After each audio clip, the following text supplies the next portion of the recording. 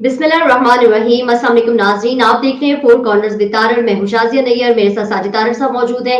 आज हम अपने प्रोग्राम का आगाज कुछ आर्टिकल्स के हवाले से करेंगे। सबसे पहले अस्सलाम वालेकुम साजिद साहब, कैसे हैं आप? Welcome to the programme. Thank you so much. वालेकुम अस्सलाम। Thank you Shazia. साजिद साहब, आर्टिकल्स काफी लिखे जा रहे हैं। सबसे पहले हम अबसार आलम साहब के आर्टिकल के साथ शुरू करना चाहूंगी मैं कि उन्होंने अपने बेटे पर किए गए तशद्दुद के हवाले से और फिर उसकी पढ़ाई पे जो असरात मुरतब हुए, उसकी ओवरऑल जिंदगी के ऊपर जो असरात मुरतब हुए, उसके ऊपर एक आर्टिकल लिखा है, जिसके ऊपर बाद में आदिल राजा जो हैं उन्होंने उनकी तरफ से एक ट्वीट भी सामने आया कि मुझे बहुत शर्मिंदगी हुई है। इस तमाम तर सूरत हाल पर आप क्या कहना चाहेंगे? शाज़िया, ये आर्टिकल जो है मेरे बिल्कुल ये कलेजे को लगा है वो इस तरीके से कि ये जो हर पाकिस्तानी जो पाकिस्तान छोड़ के है, बल्कि मैं अपना थोड़ा सा बताना चाहूंगा। जी। इस वक्त दुनिया में तकरीबन 7100 जबानें हैं, 7100। ये मेरा ख्याल में इस आर्टिकल को हर जबान के अंदर ट्रांसलेट करके बताना चाहिए कि पाकिस्तान क्या है, पाकिस्तान का माइंड सेट क्या है। IMF को ये लेटर भेजना चाहिए, उन्हें पता चले कि पाकिस्तान क्या है। इस आर्टिकल के अंदर टोटल इस वक्त जो पाकिस्तान के सारे हालात हैं वो तकरीबन एक्सप्लेन कर दिए गए हैं। उमर आलम जो थे, 20 साल का बच्चा था, पहला अपना PCL का मैच देखने के लिए रावलपिंडी गया और किस बुरे तरीके से उसको तशद्दुद का निशाना बनाया गया। और जिस खूबसूरती के साथ अबसार आलम साहब ने एक्सप्लेन किया हमारी इस्टेब्लिशमेंट का रोल पाकिस्तान की तरक्की में, मैं समझता हूं कि एक काबिल इस्ताइश है।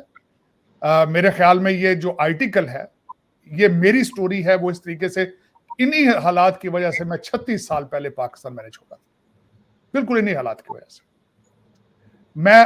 मुझे शर्म आई है आर्टिकल पढ़ के। मैंने 1985 में पंजाब यूनिवर्सिटी के अंदर बैठ के इन्हीं हालात की वजह से मैंने कहा था कि पाकिस्तान के अंदर एक रेवोल्यूशन आएगा और पढ़े लिखे लोग आएंगे। लेकिन मेरे ख्याल में आज मैंने ओपिनियन अपनी चेंज कर ली है, क्योंकि हमारे DNA के अंदर ये चीजें मौजूद नहीं है। मैंने हमेशा कई दफा कहा है कि तकरीबन 12,000 मंगोल आए थे, जिन्होंने हमें मार के मुसलमान किया, जिन्होंने मार के हमारी शक्लें तब्दील कर दी। आज हम उनको अपना हीरो समझते हैं। उनके नामों के बारे में आपने मजाइलों के नाम गौरी लिखे, तो अफगानियों ने कहा था कि ये गौरी नाम चेंज करें, this is not your name, it is our name. फिर उसके बाद 1800 ब्रिटेन आए जहाजों पे, शिपों पे बैठ के, क्योंकि इससे ज्यादा तो आ ही नहीं सकते थे। पूरे भारत को उन्होंने अपना गुलाम बनाया और सदियों तक वो हुकूमत करते रहे। तो दर हकीकत इस आर्टिकल के अंदर उन्होंने हमारे DNA का बताया है कि हम क्या है, हम क्या है, हम आज जिन हालात पर पहुंचे हैं उनकी वजूहात क्या है। अबसार आलम ने ऐसे अल्फाज इस्तेमाल किए, मैं समझता हूं कि ये इस आर्टिकल को इस वक्त दुनिया के अंदर तकरीबन 7100 जबानें, सब में ट्रांसलेट होना चाहिए, ताकि पता चले दुनिया को कि थर्ड वर्ल्ड कंट्रीज जहां तालीम की कमी है, फुकदान है, वहां पे किस तरीके से लोगों को आज भी वो किस तरीके से गुलामी में रह रहे हैं। इस वक्त 22 करोड़ गुलाम जो है इस वक्त वो पाकिस्तान में बैठा है, जिनको पता ही नहीं है। कभी उनको गद्दारी का चूरन बेच दिया जाता है, कभी इस्लाम का चूरन बेच दिया जाता है, कभी रियासत मदीना का चूरन बेच दिया जाता है। किस तरीके से एक पार्टी एस्टेब्लिशमेंट किस खूबसूरती के साथ उनको एक बुत तराश करते हैं हर 15-20 साल बाद, 30 साल बाद, और उनके सामने वो खुदा बना के खड़ा कर देते हैं, चाहे वो भुट्टो हो, नवाज शरीफ हो, और चाहे मिस्टर हैंडसम हो। लेकिन आज मैं समझता हूं अबसार आलम साहब, मैं आपके दुख में शरीक हूं कि किस तरीके से सजा दी जाती है। अगर आप बाअसर आदमी की औलाद नहीं है तो किस तरीके से आपको ठुड्डों के साथ, थप्पड़ों के साथ मारा जाता है। मेरे ख्याल में अबसार आलम साहब को चाहिए था पाकिस्तान छोड़ देते, जो मैंने जिस तरह 36 साल पहले छोड़ा था। अबसार आलम साहब, आप अपनी इज्जत बचाकर भागे वहां से, अगर आप जा सकते हैं। पॉलिटिकल असाइलम आपका बड़ा हो जाएगा जल्दी। मेरे ख्याल में आपको चाहिए कि आप पॉलिटिकल असाइलम अप्लाई करें। और मैं समझता हूं कि आज 22 करोड़ जो पाकिस्तानी है, वो सबको पॉलिटिकल असाइलम मिल सकता है,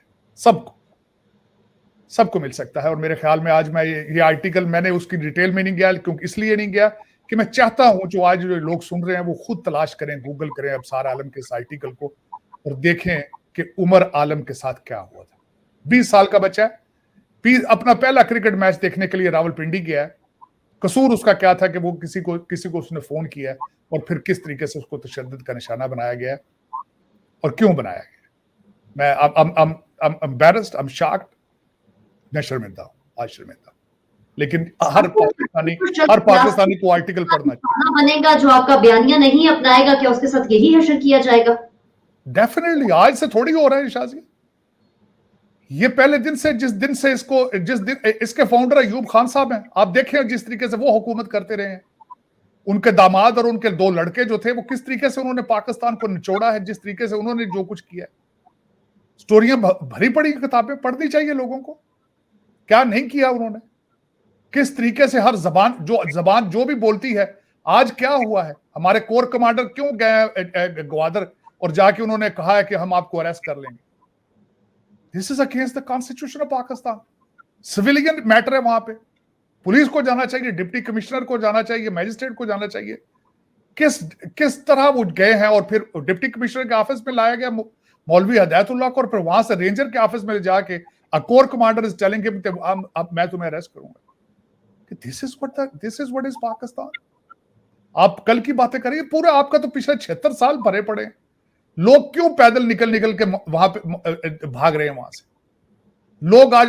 बल्कि सबसे बड़ी बात शाजिया, आज की डेट तक किसी पाकिस्तानी हुकूमती इदारे को यह नहीं पता कि इस्तांबुल में टर्की के अंदर पाकिस्तानी कितने मर चुके हैं जलजले में, क्योंकि इंटरेस्ट ही नहीं है। हालांकि सारे लोग यहां से पैदल चल के इस्तांबुल जाते हैं, इस्तांबुल से ग्रीस और इटली जाते हैं सारे। मेजॉरिटी मंडी बहाउद्दीन गुजरात गुजरांवाला के होते हैं। किसी ने आज तक कहा है कि उन लाशों में से कितनी लाशें पाकिस्तानियों की थी? क्या जरूरत है? अपने बच्चे लंदन में बैठे हो तो फिर इनके बारे में सोचना किसका काम है? लेकिन खुदा देख रहा है, और मैं समझता हूं दुनिया में सबसे बड़ी अदालत खुदा की है। और मैं देखता हूं जब ये हराम के पैसों से बच्चों को यहाँ टोरंटो लंदन में सेटल करते हैं तो उनकी हरकत क्या होती है। क्योंकि कहते हैं खुदा की जात है, वो अपना कोर्स वो डालते हैं। Nature always, what goes around comes around, किसी गोरे ने गलत नहीं कहा था। आप जो करते हैं, अपनी मादरे मिल्लत के कपड़े फाड़ रहे हैं, जिस तरीके से आप खून चूस रहे हैं इस कौम का और एक गरीब कौम का। आप क्या समझते हैं आपकी औलाद सुखी रहेगी? ग्रीन कार्ड उसका सोल्यूशन है? अमेरिकन सिटीजनशिप और ब्रिटिश सिटीजनशिप उसका सोल्यूशन है? नहीं। Nature justify.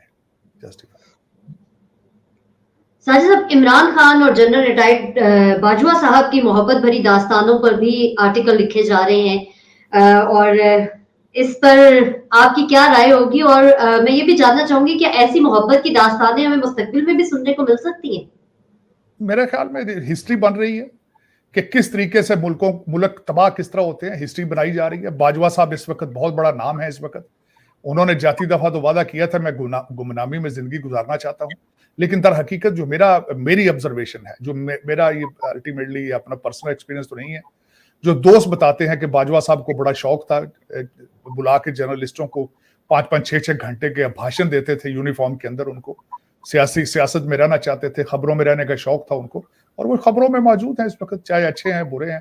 कहते हैं कोई भी पब्लिसिटी इज नॉट बैड, चाहे अच्छी हो बुरी हो, लेकिन इस वक्त भी वो खबरों में मौजूद हैं। जो सबसे ज्यादा खतरनाक बात है, खान साहब ने कहा है कि मिलिट्री को इंटरनल इन्वेस्टिगेशन करनी चाहिए। कोई लोग, इंटरनेशनल मीडिया यहां तक रिपोर्ट कर रहा है कि हो सकता है इमरान खान साहब उनके खिलाफ एक लीगल केस जो है वो फाइल कर दें। लेकिन फिर देखें, डेवलपिंग कंट्रीज जहां लोगों के मुस्तकबिल के फैसले 3-4 हजार लोग मिलकर कर रहे हो, वहां होता रहता है, ऐसी कोई नॉट अ बिग डील। कौन सा बाजवा साहब आखिरी मिलिट्री जनरल थे और कौन सा इमरान खान आखिरी सियासी लीडर है? मैं सियासी तो नहीं, मजहबी लीडर उनको कहूंगा, क्योंकि अब उनके मुताबिक इस वक्त सियासत नहीं जिहाद है। लेकिन इस वक्त जो सबसे ज्यादा खतरनाक चीजें जो सामने आई हैं, वो भी मेरी जो मुबैना मेरी स्टडी है, जो मेरे इल्जामात मैं देख रहा हूँ, पढ़ रहा हूँ शहबाज गिल के हवाले से, कि किस तरीके से उनके लैपटॉप में से क्या निकला है। वो सबसे ज्यादा खतरनाक वो है कि उनके लैपटॉप से नादरा का मटेरियल निकला है, और उनमें से कई फौजियों की फैमिलियों के नाम निकले गए हैं, और उनके नामों पर जाली ट्वीट अकाउंट बना के दुनिया को ये इमेज देने की कोशिश की है कि आर्मी के जो फैमिलियां हैं वो they are supporting Imran Khan.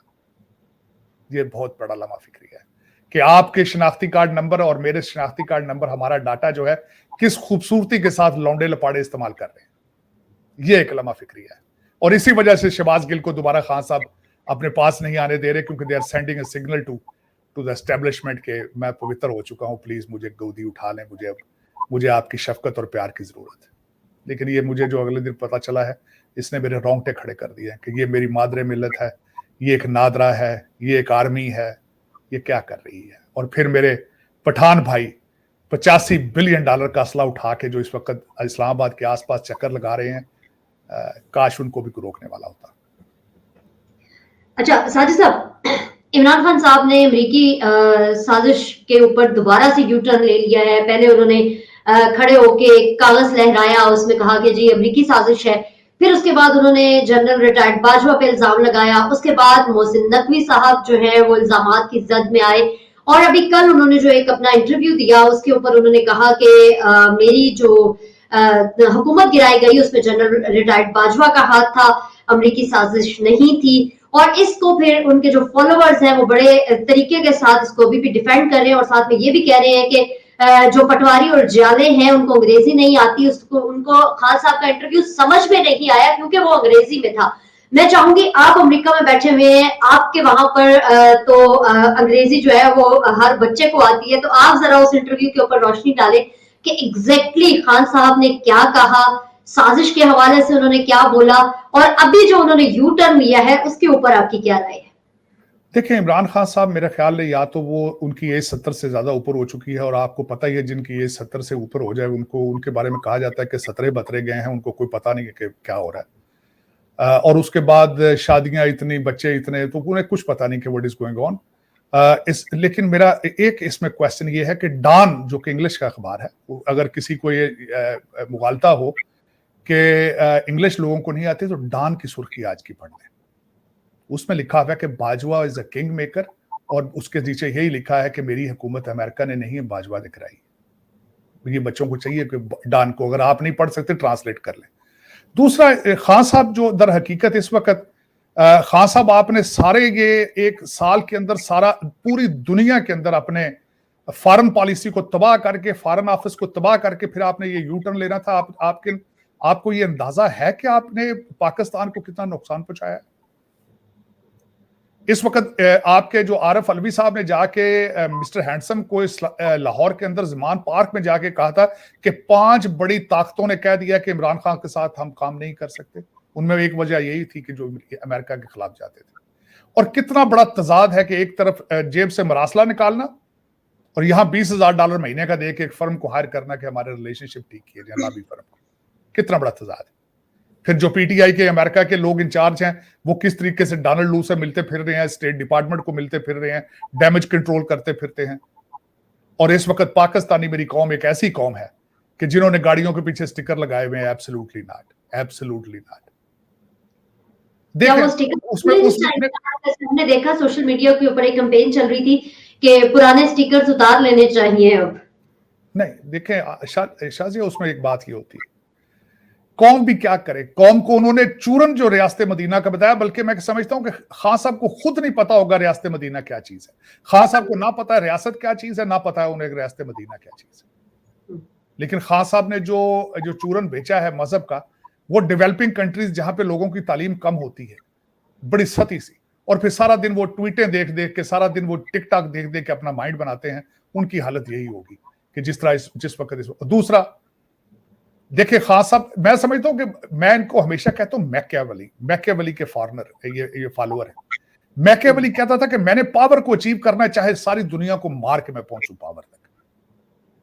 अब उसकी वजह यह है कि खान साहब ने क्या किया। खान साहब मुर्शद बन गए, पीर बन गए। उन्हें पता था इस इलाके में अंदर पीरों की बड़ी बल्ले बल्ले, ये पीर किस तरह लोगों को, 1000 लोगों को सामने खड़ा कर फूंक मारते हैं, उनका कैंसर का इलाज हो जाता है।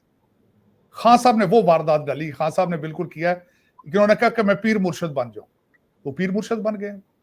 इस वक्त अकल की तकरीर की है हजरत अबू बकर रजी अल्लाह, उनकी मिसालें भी दी हैं। फिर उन्होंने इंसाफ के बारे में, खान साहब 4 साल के अंदर आपने कौन सा इंसाफ किया?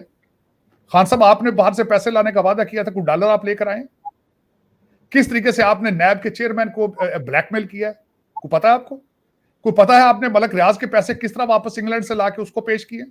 आपको पता है कि किस तरीके से आपने बैरिया से, मलक रियाज से फराह गोगी और जुल्फी बुखारी के नाम पर जो जमीनें खरीदी?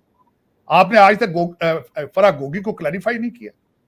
खान साहब खुद अब किस मुंह से हजरत अबू बकर का नाम लेते हैं? मुझे बड़ी अजीब सी लगता है कि किस तरीके से दिन दिहाड़े, मेरा मकसद है, कौम को बेवकूफ बना रहे हैं, वो बन रहे हैं सामने बैठ के, गूंगे आंखों कानों से, गूंगे आंखों से आंखों से अंधे हैं, कुछ समझ ही नहीं आती उनको। कोई क्वेश्चन ही कर लो यार उनको। और आपको ये नहीं पता, इस वक्त आपका जो मुराद सईद है 74 कनाल पे वो पैलेस बना रहा है पेशावर में, कोई उसको जाके देख ले, जिसके अंदर 12 कनाल की तो सिर्फ लेक बना रहा है वो अंदर, और वो बच्चा 25 साल का है। मैं गारंटी कर देता हूं 10 साल पहले उसको गोल्ड लीफ का सिगरेट कोई नहीं उतारा देता होगा। पता नहीं इन लोगों को दुनिया कहां से शुरू होती कहां खत्म हो जाती है, बिल्कुल ही कुछ अंदाजा नहीं है। रिंग रोड के डाके में समझ ही भूल गए सारा कुछ। लेकिन कौम है कि बेवकूफ से बेवकूफ बनती जा रही है। साजिद साहब, आईएमएफ की कड़ी शराइत के हवाले से आप क्या कहेंगे? ये शराइत किस तरह से पूरी होंगी? आम आवाम पे इसका क्या असर पड़ेगा? अभी 2 दिन कबल यहाँ पर मरियम नवाज साहिबा का एक जलसा था, उसमें उन्होंने कहा कि मैंने हुकूमत को और इसहाक डार साहब को कहा था कि आईएमएफ के साथ आप मजाकरात नहीं करें, आईएमएफ के साथ वही शख्स मजाकरात करे जो ये डील करके आया था, जिसने पाकिस्तान को गिरवी रखा था। मैं चाहूंगी इस तमाम तर सूरत हाल के ऊपर भी रोशनी डाले कि ये ऊंट किस करवट बैठता नजर आ रहा है। देखिए, आईएमएफ के हवाले से आज सबसे पहले तो मैं ये बताना चाहूंगा कि शौकत करीम साहब को मैंने इजाजत दे दी कि इनके खिलाफ केस किया जाए। और मेरा ये क्वेश्चन है, क्यों इतनी देर से भाई? उनकी ऑडियो लीक तो आज से मेरा ख्याल है कुछ 4 महीने पहले की लीक हुई हुई है, जिसमें वो झगड़ा साहब को और लगारी साहब को कह रहे हैं कि आप सरप्लस पैसे जो है वो आप फेडरल गवर्नमेंट को नहीं देंगे। लेकिन आज क्यों ये सारा कुछ हो रहा है? जब ये वीडियो लीक हुई थी, ऑडियो लीक हुई थी, उस वक्त क्यों नहीं हुआ था? और फिर उसके बाद इस दूसरे आर्टिकल आ चुके हैं कि किस खूबसूरती से उन्होंने फाइनेंस मिनिस्टर बनने से पहले नैब से अपने 8 अरब रुपए के केसेस खत्म करा के और फैज हासिल किया था उन्होंने। तो उसका केस कौन करेगा 8 अरब रुपए का? लेकिन देखें, मैं ये समझता हूं कि जो कुछ भी आज और इस वक्त भी मैं नून लीग को बिल्कुल प्रोटेक्ट नहीं करूंगा, क्योंकि उनके भी 85 मिनिस्टर हैं इस वक्त आईएमएफ की मौजूदगी में। लेकिन आईएमएफ क्या है? आईएमएफ एक एपेटाइजर है। इस गवर्नमेंट जो इस वक्त जो 5000 लोग हैं उनके लिए सिर्फ एपेटाइजर है। मेन जो आंट्रे होगा, जो मेन खाना होगा, वो तो सऊदी अरेबिया, यूएई से और चाइना से आएगा, जो लंदन और दुबई के अखराजात को पूरा करेगा। ये 1.1 बिलियन जो आईएमएफ से आना है, ये तो सिर्फ एक एपेटाइजर है।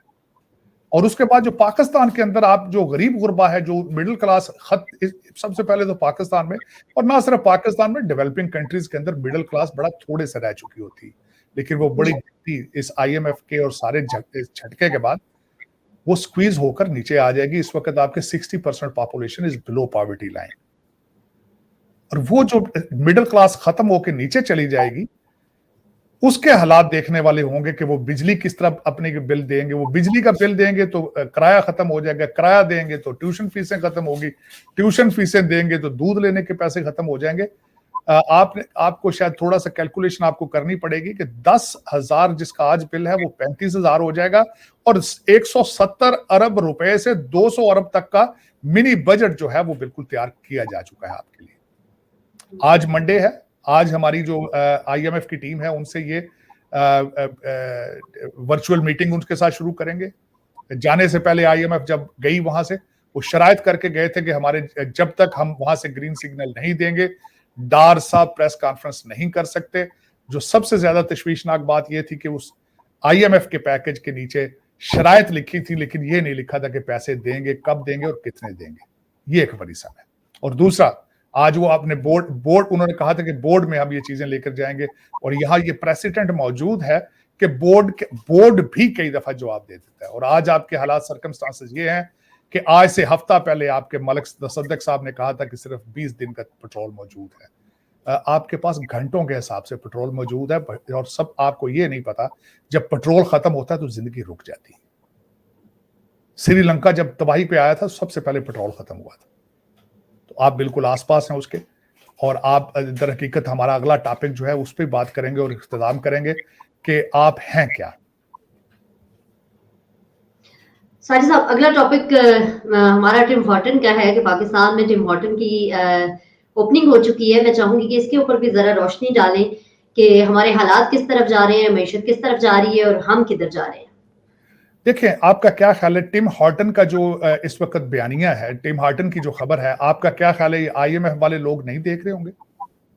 और टिम हॉर्टन एक कनेडियन फ्रेंचाइज है, और मैं यहां यह बताना चाहूंगा कि इस पिछले 2022 में भारत के अंदर उन्होंने 11 टिम हॉर्टन खोले हैं, 11, और उनका प्रोग्राम है भारत के अंदर 120 खोलने का। और आज तक उनकी हिस्ट्री में 61 ईयर्स ऑफ हिस्ट्री, आज तक टिम हॉर्टन की इतनी सेल नहीं हुई जो आपके फेज 6 डिफेंस में हुई है लाहौर में। आप बिल्कुल वही कौम है जिस तरह कभी फ्रांस के अंदर कहता आया था, किसी ने पूछा था भाई हमारे पास खाने के लिए आटा नहीं है, तो उन्होंने कहा था भाई आपको रोटी खाने की क्या जरूरत है, आप केक खा लें। आज आपकी रूलिंग एलीट आपको यही कह रही है कि आप क्यों चीख रहे हैं, आप टिम हॉर्टन खा लें, आप हम तो खा रहे हैं। मेरी समझ से बाहर है कि आपकी डायरेक्शन क्या है। वो 5000 लोग जिनके बच्चे एचिसन से पढ़े हैं, कराची ग्रामर से पढ़े हैं, हसन अब्दाल से पढ़े हैं, और उसके बाद वो क्या करते हैं, ए लेवल ओ लेवल करते हैं, लंदन से डिग्रियां लेते हैं, मेरे ख्याल में फ्रॉड और मनी लॉन्ड्रिंग की डिग्रियां लेते हैं, क्योंकि आपका पाकिस्तान वही चला रहे हैं लेकिन पाकिस्तान के लिए कुछ नहीं कर रहे। मैं इसी के साथ आपसे इजाजत चाहूंगा। लम्हा फिक्रिया है, परेशानी। एक क्वेश्चन और मैं पूछना चाहूंगी तुर्की के हवाले से। अभी कुछ खबरें जो है वो गर्दिश कर रही हैं कि तुर्की में जो जल्जला आया है वो कुदरती आफत नहीं थी, बल्कि वहां पर एक हार्ड टेक्नोलॉजी इस्तेमाल की गई है, वही हार्ड टेक्नोलॉजी पाकिस्तान में इस्तेमाल की गई थी। इन इल्जामात के हवाले से आप क्या कहेंगे जो इस वक्त सोशल मीडिया पे बहुत ज्यादा गर्दिश कर रही है? शाजिया, तुर्की के अंदर क्या हुआ है, सबसे पहले तो मैं बताना चाहूंगा कि तुर्की के कल्चर में करप्शन उसका हिस्सा है, और जो तुर्की में इस वक्त हो रहा है 33,000 से ज्यादा अमवात हो चुकी हैं। और सबसे बड़ा जो उसका टर्की का देखा जाए तो ज्यादा बिल्डिंगें जो गिरी हैं जो 2000 से पहले की जो बनी हुई थी, और यहाँ पे सारी चीजें आ रही हैं। इस वक्त जो वाइस प्रेसिडेंट है टर्की के, उन्होंने अरेस्ट वारंट, उन्होंने अरेस्ट का हुक्म दे दिया है कि तकरीबन 130 के करीब लोगों को पकड़ा जाए, क्योंकि उसकी वजह यह है कि ज्यादा अमवात वो ही इस तरह हुई है कि कई बिल्डिंगों को गिराने के लिए कहा गया था, उन्होंने उनको फिर बाद में हुकूमती लोगों ने एमनेस्टी दी और उसी वजह से वो बिल्डिंगें खड़ी थी। और मैंने जिस तरह आपको बताया है कि पाकिस्तान में लाहौर में ट्रैश रिमूवल का ठेका भी टर्किश की फर्मों के पास था पहले। क्यों? क्योंकि वो किकबैक्स देने में बड़े अच्छे हैं, करप्शन में वो भी बड़े मास्टर हैं, और आपका भी जाहिर है ट्रेंड वही है। आपके मजदूर जो है मिडल ईस्ट में जलील होते हैं और आपकी सड़कें चाइनीज बनाते हैं और टर्किश आकर ट्रैश मूव करते हैं। तो बिल्कुल इसी तरह के हालात हैं। 33,000 अमवात हो चुकी हैं और अभी तक काफी अभी मजीद बढ़ेंगी। लेकिन इसके साथ मैं एक दुख की बात कहूंगा, टर्की के अंदर तो काफी ममालिक जो है उनकी एड और टीमें जा चुकी हैं, लेकिन साथ सीरिया में कोई नहीं गया। उसकी वजह यह है कि वहां पे जो तंजीमें हैं, जो वहां पे जो टेररिस्ट तंजीमें हैं, उनके इलाके के अंदर जल्जले आए हैं। वहां पे लोग जो है ममालिक, दूसरे मुल्कों की टीमें डरती जाती नहीं है वहां पे कि हमारे साथ क्या करेंगे। हालात उनके खराब है, और वहां की गिनती नहीं है कि लोग कितने मर चुके हैं सीरिया के अंदर। और टर्की के अंदर भी जो हालात हैं इस वक्त, लूटमार जारी है, लोगों के पास खाने पीने को कुछ नहीं है और वो घरों में घुस घुस के एक दूसरे को लूट रहे हैं, मार रहे हैं, दुकानें तोड़ रहे हैं, सारा कुछ हो रहा है। लेकिन ये दर हकीकत मैं जो कहता हूँ, जो मेरा जो बॉटम लाइन ये थी, डेवलपिंग कंट्री जहां लोगों के जमीर जिंदा ना हो, जहां चंद डॉलरों के लिए, चंद रुपयों के लिए, चंद लीराज के लिए अपने बच्चों को लंदन ट्यूशन फीस के लिए कौम के सौदे कर दिए जाएं, वहां पे यही होता है जिस तरह आज टर्की में हुआ है। पाकिस्तान भी उससे दूर नहीं है। आपने तो पूरा पाकिस्तान ही बेच दिया, उन्होंने तो चले कुछ बिल्डिंगें गिरी हैं, आपके तो हालात ही सख्त खराब हैं इस वक्त। बहुत शुक्रिया साजिद साहब। नाज़रीन आपका भी शुक्रिया कि आप हमारा प्रोग्राम देखते हैं, अपना फीडबैक देते हैं। अगले प्रोग्राम के लिए मुझे और साजिद साहब को इजाजत दीजिए। अपना बहुत ख्याल रखिएगा, अपना फीडबैक हमें देना मत भूलिएगा। अल्लाह हाफिज। पाकिस्तान जिंदाबाद।